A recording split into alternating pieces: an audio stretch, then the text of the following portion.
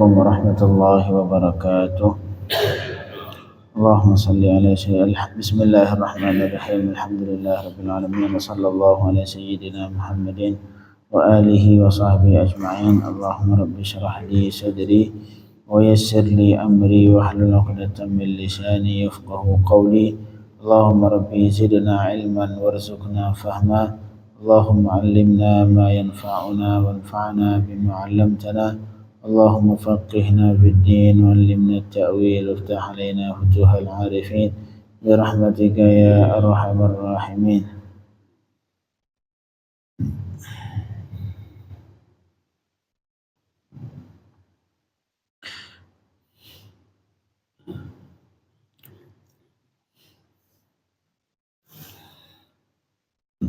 Bismillahirrahmanirrahim. Jemaah maghrib yang dirahmati Allah Subhanahu wa taala. Kita lanjutkan insyaallah kajian fikih haji dan umrah.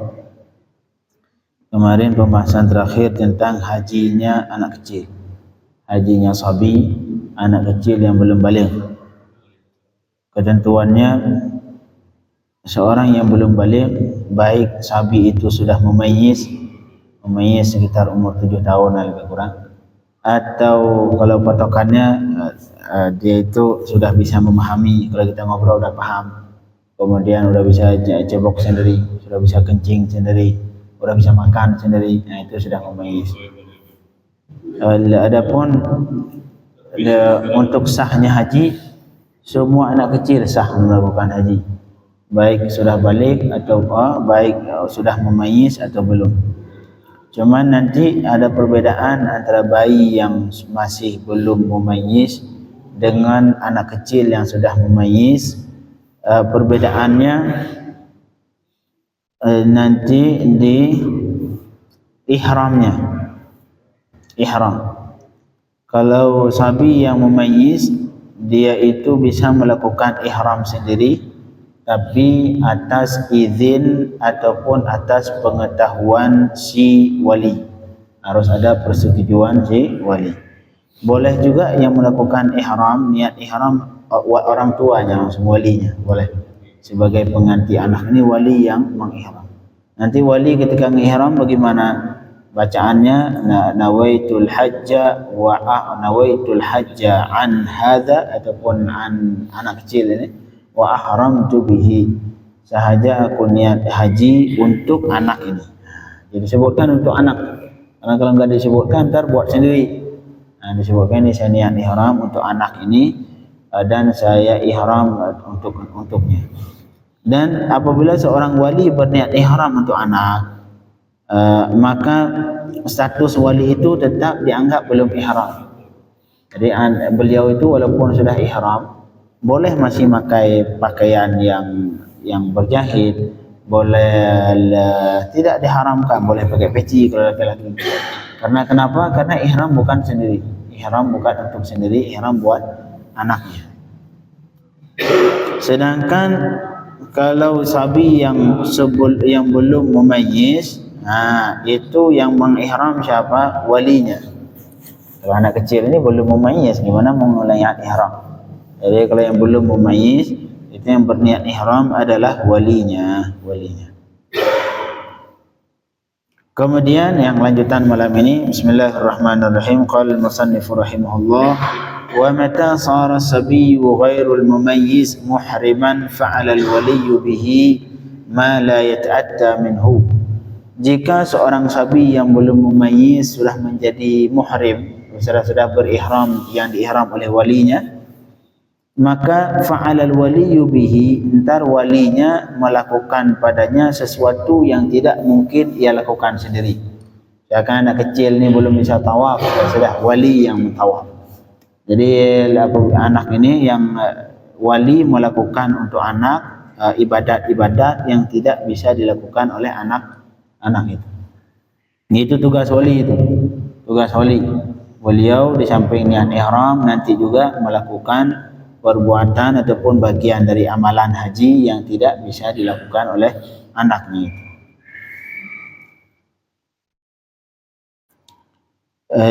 Marhaba. Bayi tadi itu dalam tawaf Bisa berenang. Iya, dibawa sama wali ya. Jadi nggak perlu kita 2 kali tawaf, nggak perlu.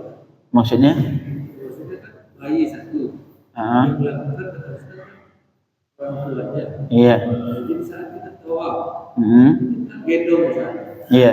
Jadi Oh, itu aja. maksudnya pertanyaannya cukup sekali tawaf untuk anak plus buat kita. Iya. Yang lahir cukup, tapi nanti itu ada pembahasan itu. Ada pembahasan lagi di fikih kalau kejadian seperti itu. Apakah gerakan kita itu dianggap gerakan untuk bayi? Jadi tawafnya kita nggak dianggap tawaf kita, itu dianggap tawaf bayi. Nanti di babnya insya Allah. Nah, di babnya ke depan ada tentang bab seperti itu. Contoh misalkan kita digendong. Kalau pembahasan fikih kita digendong sama orang lain. Itu ada sebagian kalau digendong ntar sah tawaf untuk berdua. Ada yang kadang-kadang sah tawaf untuk yang gendong saja. Ada kadang-kadang yang sah tawaf untuk yang digendong saja. Nah, itu ada pembahasan juga.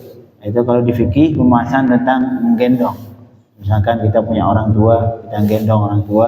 Nah, itu nanti tawaf yang kita lakukan itu apakah dihitung tawaf untuk yang menggendong atau dihitung tawaf untuk yang digendong atau dihitung tawaf untuk berdua. Nah, itu ada pembahasan. Nanti insya Allah ketika sudah sampai di babnya kita sampaikan. La ilaha illallah. Jadi artinya apabila anak itu masih kecil, nanti setelah ihram wali melakukan apa saja amalan yang tidak bisa dilakukan sama si kecil. Begitu juga kalau abinya sudah memayyiz, abinya sudah 7 tahun, 8 tahun, 10 tahun misalkan. Itu juga sama. Ketika misalkan kalau anak itu ihram sendiri ya sudah, wali tinggal ngajarin cara ihramnya, cara niat ihram. Kalau sudah ihram dan anak itu bisa yang amalan yang bisa lakukan sendiri, sudah biarin dia lakukan sendiri. Nanti kalau amalan yang tidak mampu dia lakukan baru dilakukan oleh wali. Nah, ini khusus kasabi. Jadi begitu juga wa mata sara sabi al-mumayyiz muhrim bi ihrami aw bi ihrami wali fa'ala bi nafsihi ma qadar alayh wa fa'ala anhu waliyuhu ma la yaqdiru alayhi sabi. Jadi sabi yang sudah mumayyiz setelah dia sudah menjadi ihram, baik dia ihram itu ia yang mengihram sendiri atau ihramnya itu dilakukan oleh wali, maka fa'ala bi nafsihi ma qadara alayh. Amalan apa yang mampu ia lakukan sendiri, ia lakukan si anak kecil itu. Wa yaf'alu anhu waliyuhu ma la yaqdiru alaih. Dan amalan yang tidak mampu dilakukan oleh si kecil, maka wali yang melakukan. Kemudian wa yaqumul waliyu, dan melakukan oleh wali inda iradatil ihram, ketika beliau berkeinginan ihram. Ini ketika wali berkeinginan pengen ihramkan anaknya, maka tugas wali yang pertama bighaslis sabi. Nah, sebelum ihram wali memandikan anak kecil, memandikan anaknya. Kemudian wa yujarriduhu anil makhir, dan beliau membuka pakaian yang terjahit, semua dikeluarkan. Nah, pakaian yang melingkari badan semua dikeluarkan, melingkari badan. Wa yulbisuhul izar, dan wali memakaikan izar. Tapi izar yang dimaksud ini bukan sarung yang seperti kita, Pak. Sarung yang sudah klip, sudah disambung, sudah dijahit. Yang sarung kita wadimor, nah itu nggak boleh. Sarung yang dimaksud di sini sarung yang kayak haji, sarung panjang itu tinggal lipat-lipat. Nah, sarung yang belum dijahit. Karena kalau yang sarung yang sudah dijahit seperti sarung kita pakai ini nggak boleh kita pakai selama haji. Karena itu dianggap pakaian yang melingkari badan. Nggak boleh pakai pakaian yang melingkari badan ketika haji, termasuk sarung. Makanya sarung yang haji, sarung ihram itu ya dilipat-lipat doang. Itu. Jadi tugas wali yang kedua sebelum ihram ini memakaikan izar, sarung, dan rida, memakaikan rida untuk anaknya. Tapi rida jangan diletakkan di kepala. Letakkan kepala haram juga, haram, karena laki-laki tidak boleh memakai ridak di kepala, menutup kepala ketika ihram. Wan na'lain, dan beliau memakaikan na'lain, 2 sendal, ini sendal jepit. bukan yang nutup semua. Karena kalau kayak sepatu tu enggak boleh. Sendal ini maksud sendal jepit. Sendal swallow yang dipakai buat haji. Kemudian in ta'atta minhul mashi, itu kalau mampu anak kecil itu berjalan sendiri. Kalau si kecil mampu berjalan sendiri, udah pakaikan sendal biar dia enggak panas. Nah. Kemudian wa yutayyibu, dan tugas wali selanjutnya memakai wangian. Ini sebelum ihram semuanya. Karena ketika ihram enggak boleh pakai wangian. Ini sebelum ihram. Wa yunadzifu, dan membersihkan badannya, pakaiannya bersihkan. Wa yaf'al bihi ma yaf'alur rajul. Ini kebetulan kalau bayinya itu laki-laki. Kalau bayi laki-laki, ia melakukan terhadap bayi apa saja yang ingin dilakukan oleh orang yang mau ihram. Yang laki-laki mau ihram. Tsumma yuhrim, setelah semua sudah dipakai pakaian ihram yang bagus buat anak kecil, sudah dipakai wangi-wangian, baru kemudian beliau mengihram untuk anak. Ataupun anak sendiri diajarin ihram, anak baca ihram, niat ihram seperti ini, lihatin sama anak. Atau beliau sendiri yang mengihramkan untuk anak. Kemudian wajibu 'alal waliyyi an yujannibahu ma yajtanibuhu ar-rajul, dan wajib terhadap wali untuk menjauhkan dari anak apa saja yang harus dijauhkan oleh laki-laki. Apa saja yang diharamkan terhadap orang laki-laki sedang berihram, maka terhadap anaknya ini wajib, enggak boleh dijauhkan dulu. Misalkan wangi-wangian enggak boleh kalau ihram, maka ke anak ini tidak boleh pakai wangi-wangian selama ihram. Pakaian yang berjahit juga enggak boleh dulu anak ini. Jadi wali ini wajib menjauhkan hal-hal yang dilarang ketika ihram pada anak. Kemudian selanjutnya fa in qadara sabiyyu 'ala tawaf, jika anak kecil mampu untuk tawaf binafsihi, mampu tawaf sendiri, nah tugas wali saat itu 'allamahu, tugas wali sudah mengajarkan cara tawaf. Tahu nak, kamu mulai tawaf di sini. Adapun ngajak kita bareng, ya nak tawaf di sini, yo bareng-bareng. Nah, diajarin tawaf. Itu kalau si kecil itu mampu tawaf sendiri. Fa'allamahu, tugas wali mengajarkan cara tawaf, fatafa, kemudian si kecil tawaf sendiri. Wa illa tafa bihi, kalau si kecil enggak mampu tawaf, ya sudah tugas wali yang mentawafkan. Wali digendong bawa aja. Tawaf. Wa kadzalika sa'i, begitu juga sa'i. Sa'i kalau anak mampu sendiri tinggal ajarin cara sa'i. Kalau tidak, ya sudah wali yang mensa'ikan. Kemudian fa in kana sabiyyu, jika sabi anak kecil belum memayyiz, shallal waliyyu anhu rak'atai tawaf.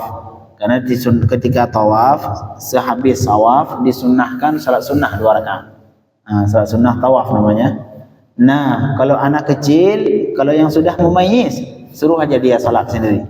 Kamu salat 2 rakaat karena sudah memayyiz.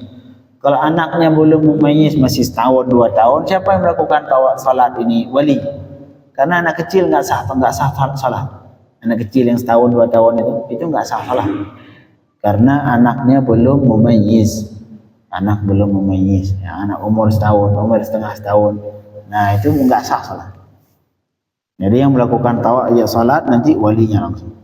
Wa in, sedangkan kalau anaknya sudah memayyiz, sudah umur 7 tahun misalkan, amarahu bihima, maka wali tinggal memerintahkan anak untuk melakukan salat. Wali yang memerintahkan. Fasallahuma as-sabiyyu binafsihi, kemudian antar anak itu melakukan salat sendiri. Kemudian khusus di haji, wa yushtaratu ihdharu sabi Arafat, dan disyaratkan menghadirkan sabi di Arafat. Wukuf di Arafah. Itu harus bawa sabi ke sana. Karena syarat rukun haji Arafah. Kata Rasul sallallahu alaihi wasallam, al-hajju Arafah. Rukun utama dalam haji yaitu Arafah. Jadi anak wajib dibawa ke Arafah. Baik anak yang sudah mumayyiz atau belum. Anak setahun kita hajikan, udah wajib bawa ke Arafah. Nah, dia untuk wukuf di Arafah. Wala yakfi hudurul wali anhu, tidak cukup cuman hadir wali doang, enggak boleh. Ini saya hadir ke Arafah sebagai pengganti anak, enggak boleh. Harus anak dibawa ke Arafah. Nah, enggak boleh. Khusus Arafah, anak wajib dibawa ke Arafah untuk wukuf. Nah, baik sudah mumayyiz atau belum. Wa kadza begitu juga dihadirkan anak di Muzdalifah ketika mabit Muzdalifah. Nah, juga anak dibawa ke Muzdalifah. Wal Masy'aril Haram dan Mina juga dibawakan ke Mina, wasairil mawaqif dan semua tempat-tempat yang diharuskan untuk wukuf. Bawa semua. Ini kenapa semua harus dibawa ke tempat-tempat wukuf itu? Lianna kulla dzalik yumkin fi'luhu min as-sabi. Karena semua wukuf itu mungkin dilakukan oleh si sabi. Anak kecil mungkin melakukan wukuf. Karena tugas wukuf cuma berdiam di situ, bawa dudukin situ sudah. Jadi anak enggak perlu kerja, enggak perlu ngapa-ngapain, dia cuma dibawa di situ di Arafah, duduk aja di situ, tidur di situ, sudah dianggap wukuf. Nah, makanya khusus di wukuf, baik wukuf Arafah, wukuf Muzdalifah, wukuf di Mina, itu semua wali wajib membawa anak itu ke tempat-tempat wukuf. Kemudian berikutnya wa yajma'ul wali fi ihdarihi Arafat bainal lail wan nahar. Dan menggabungkan oleh wali fi ihdarihi dalam menghadirkan si kecil di Arafah antara malam dan siang. Artinya kapan ini wukuf? Beliau itu karena waktu wukuf dari siang hari ke-9 sampai malam hari lebaran. Nah, itu waktu wukuf. Ini ketentuannya wali harus dibawa sabi itu. Sabi ketika di Arafah sempat merasakan siang di hari ke-9 dan sempat merasakan malam ke-10. Misalkan beliau bawa jam 5 sore, entar keluarnya misalkan habis Isya. Artinya si sabi itu sempat di Arafah sebelum maghrib dan keluarnya setelah maghrib. Kalau wali ngebawa si sabi zuhur jam 2 ataupun jam 3 sore, jam 4 sebelum maghrib dibawa keluar. Nah di sini bermasalah. Jadi wali harus menggabungkan siang dan malam ketika wukuf dalam menghadirkan si anak kecil dalam ketika wukuf di Arafah. Artinya contohnya misalkan beliau berangkatnya habis asar, entar keluarnya sehabis maghrib. Artinya anak itu sempat tinggal di Arafah siang tanggal 9 plus malam tanggal ke-10. Nah, harus itu. Termasuk kita juga kalau kita tahu wukuf seperti itu, berangkatnya siang, entar keluarnya malam. Fa in tarakal jam'a, maka jika ia meninggalkan menggabungkan siang malam tadi, au tarakal mabit, atau ia meninggalkan mabit di Muzdalifah atau mabit di Mina, wajib bayar dam. Karena ini wajib. Enggak, si anak kecil enggak dibawa wukuf Muzdalifah, enggak dibawa wukuf di Mina. Nah, ini semua bagian wajib haji yang kalau ditinggalkan wajib bayar dam walaupun hajinya sah. Jadi pertanyaan sekarang, anak enggak dibawa, enggak mabit Muzdalifah, enggak mabit di Mina, tidak menggabungkan siang malam ketika di Arafah. Nah, itu hukumnya apa? Wajib dam. Jadi pertanyaan, siapa yang ngebayar? Nah, wajib dam 1 kambing misalkan. Siapa yang membayar itu kambing? Min malil wali. Nah, di situ wali pakai harta wali. Wali harus beli kambing untuk membayar dam buat anaknya. Alasannya li'anna tafrid minal wali, karena kesalahan, kecerobohan ini timbulnya dari wali. Kesalahan wali yang tidak membawa anaknya untuk mabit. Kalau anaknya enggak paham apa-apa. Nah, kemudian amma tafal fa in qadara 'ala al-rami amarahu bihil wali. Begitu juga dalam rami ini jamrah, baik jamrah al-aqabah, jamrah al-ula kubra. Itu siapa? Fa in qadara 'ala al-rami, kalau si kecil itu mampu untuk melempar jamrah sendiri, amara bihil wali. Wali tinggal ngasih batu kamu lempar itu. Sudah. Ya, jadi yang melakukan lempar jamrah si anak sendiri. Wa illa rama anhu, Kalau tidak, misal anak itu tidak mampu, rama anhu man laisa alaihi fardhu rami, maka melempar jamrah oleh wali. Tapi syarat, wali yang lempar jamrah harus sudah melakukan kewajiban sendiri. Nah, jangan sampai buat sendiri belum lempar jamrah, lempar jatah anak. Enggak, lempar punya sendiri dulu. Punya sendiri sudah, baru nanti lempar jatah anak. Ini kayak di pesawat aja ini. Pesawat kalau oksigen kurang, maka yang pertama pakai buat sendiri, baru untuk membantu anak. Nah, dalam hal haji juga seperti itu.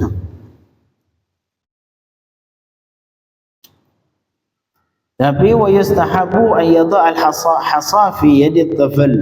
Sunnah untuk diletakkan batu di tangan si kecil. Thumma ya'khudhu bi yadihi, kemudian beliau ngambil dari tangan, wa yurmi bil hasah, kemudian beliau yang lempar.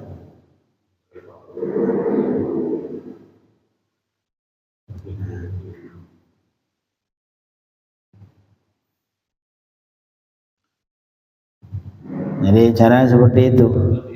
Tak letakin dulu. Atau caranya letakin di tangan si sabi, kemudian suruh dia lempar. Boleh juga letakin di tangan, ntar wali ngambil di tangan si kecil, beliau lempar. Boleh. Tapi kalau beliau ngelempar di awal juga dibolehkan. Syaratnya beliau ngelempar untuk sendiri dulu. Nah, itu ketentuannya. Ketika lempar jamrah, wali jangan lempar buat anak dulu, ngelempar buat sendiri dulu, baru nanti buat anak. Ini sebut dalam hadis riwayat Sayyidina Jabir alaihi, hadis diriwayatkan, hadisnya Imam Tirmizi, Imam Baihaqi, disebutkan oleh beliau, oleh Sayyidina Jabir, hajjajna ma'a Rasulillah, kami dulu melakukan haji bersama Rasul, wa ma'ana nisa' wan nisyan wan wasibyan, saat itu bersama kami ada perempuan, ada anak kecil, falabbaina an-sibyan wa ramaina anhum, kemudian kami talbiyah untuk anak-anak kecil, artinya kami ihram ini. Kami ihram untuk anak-anak kecil, wa ramaina anhum, dan kami lempar jamrah untuk anak kecil. Nah, ini hadis yang menunjukkan bahwa apabila si kecil itu tidak mampu melempar jamrah sendiri, maka wali yang menggantikan.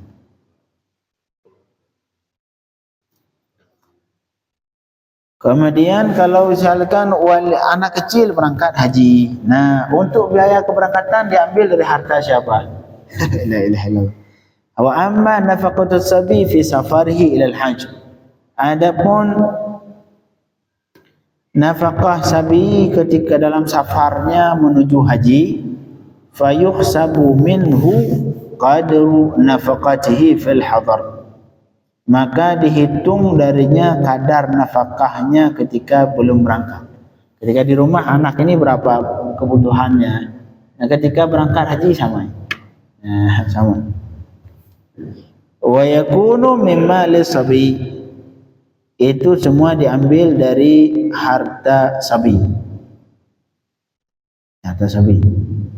Untuk kadar nafkahnya sehari-hari, misalkan kebutuhan si anak kecil kalau di kampung sebelum berangkat haji sehari 100.000 misalkan. Ketika berangkat untuk 100.000 diambil dari harta anak kecil. Jadi pertanyaan, memang Ustaz, harta anak kecil dari mana? Harta anak kecil bukan dari bapaknya? Enggak. Anak kecil ini ada kemungkinan kaya dia. Bisa jadi anak kecil itu ada orang hibah duit, ada orang misalkan bernazar, ini kalau saya sembuh dari sakit itu saya pengen sedekahin, pengen hibahin duit 1 miliar buat si kecil anak Pak Ustadz itu misalkan. Kemudian sembuh beliau, dihibahlah uang 1 miliar ke anak ini.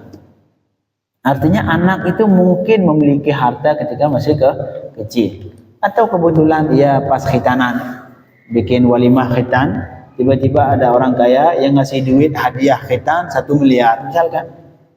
Nah, untuk biaya haji apakah diambil dari duit itu? Boleh. Untuk kebutuhan sehari-hari yang misalkan dia sehari 100.000 buat jajannya semua, itu diambil dari duit itu. Adapun selebihnya, kalau haji kan butuh duit melebihi dari yang sehari-hari karena safar. Amma zaid, adapun kebutuhan yang melebihi dari kadar kebutuhan harian sebelum berangkat.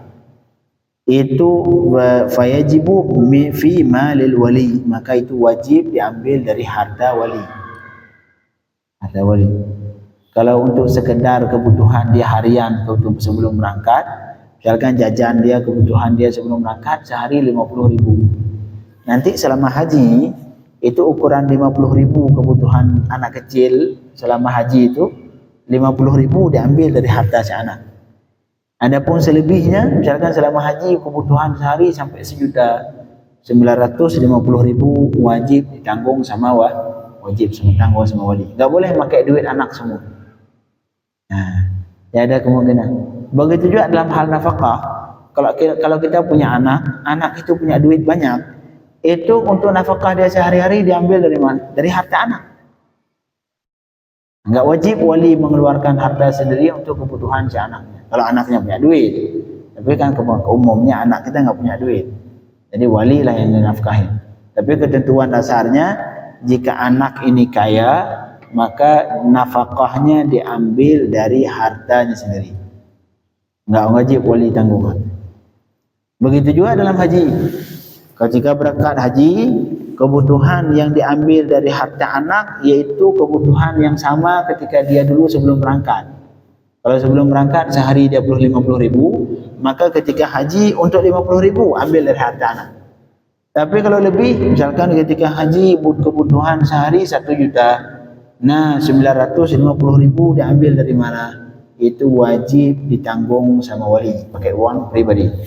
Nggak boleh ngambil duit anak. La ilaha illallah. Inilah ketentuan ketika memberangkatkan haji buat anak. Kemudian wa idza labisa sabiyyu aw tatayyaba nasiyan fala fidyah. Dan apabila seanak kecil memakai pakaian yang diharamkan, pakai sarung, pakai pakaian seperti ini yang melingkari badan, dia pakai pakaian atau ia pakai parfum dalam keadaan lupa. Kita awalnya udah wanti-wanti, nak jangan pakai ini, jangan pakai parfum, jangan ini. Tiba-tiba namanya anak kecil lupa dia pakai parfum. Hukumnya fala fidyah, enggak wajib bayar fidyah. Kalau kita dewasa wajib. Dewasa wajib bayar fidyah.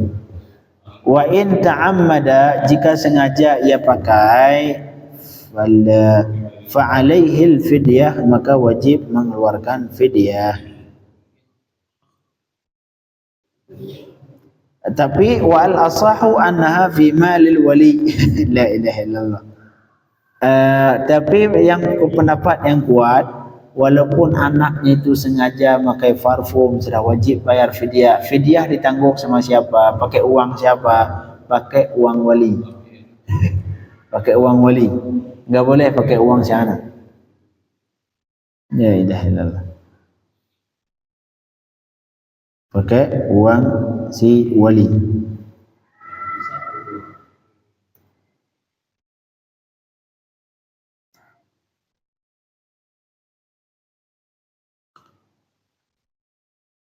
Nah, beda halnya walau tayyibal wali asabi.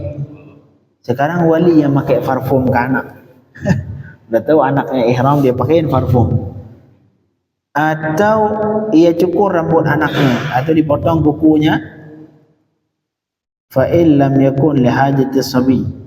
Kalau itu bukan karena kebutuhan si anak, maka fidyah wajib di harta wali juga, sama seperti tadi. Wali yang tanggung, yang bayar fidyah. Begitu juga idza tayyabahu ajnabiyyun, kalau orang lain bukan wali, orang lain iseng jamaah yang lain senang ke anak kita disemprotlah parfum. Nah, siapa yang bayar fidyah? Fal fidyatu fi malil ajnabi. Maka fidyah wajib dibayar sama si ajnabi, orang yang lain.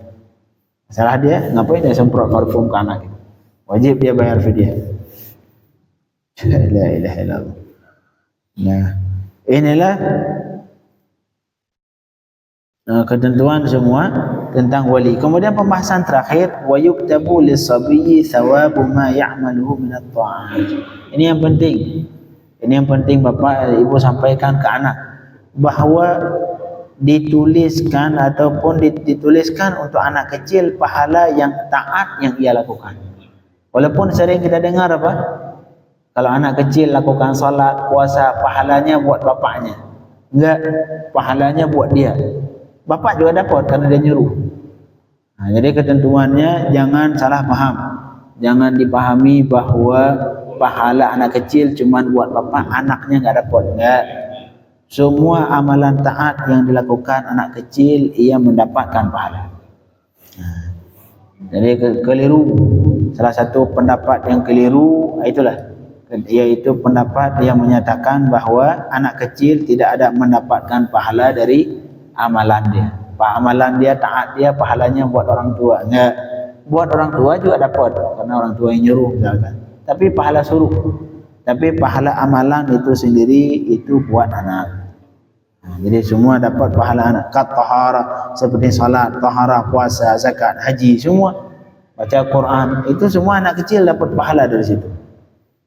Jadi jangan kita anggap bahwa anak kecil enggak dapat pahala. Cuman wala yuktabu alaihi ma'siyah. Kalau maksiat, di situ anak kecil enggak dapat dosa dia. Nah, itu bedanya.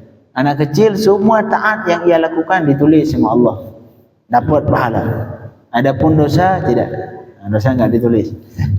Alhamdulillah anak kecil enggak ditulis. Karena ini semua sesuai dengan hadis Ibn Abbas. Beliau punya anak, kata beliau, alihadha hajjun, anak kecil. Ya Rasulullah, ini haji enggak? Boleh haji ini ya anak kecil ini? Qala na'am, ya dia haji. Sah haji dia. Walaka ajrun, dan walaki ajrun, dan kamu dapat pahala. Kamu yang bawain dia, yang ngejagain dia selama haji dapat pahala.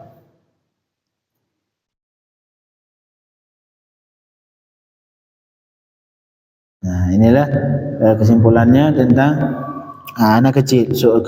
Yaitu semua amalan taat yang dilakukan anak kecil akan dituliskan pahala untuk dia. Buat walinya dapat, tapi pahala dari karena mengajak, menyuruh anaknya untuk melakukan taat. Jangan kasih tahu ke anak, ntar nggak mau salat dia. Kamu nak enggak, kamu salat, kamu puasa, ini semua pahala buat saya bapak kamu. Akhirnya nggak mau dia. Takutnya anaknya nggak mau ngapain, saya salat, saya nggak dapat pahala. Makanya ngajak anak, dia juga kasih tahu ke anak bahwa semua amalan taat yang anak kecil lakukan dia mendapatkan pahala. Nah.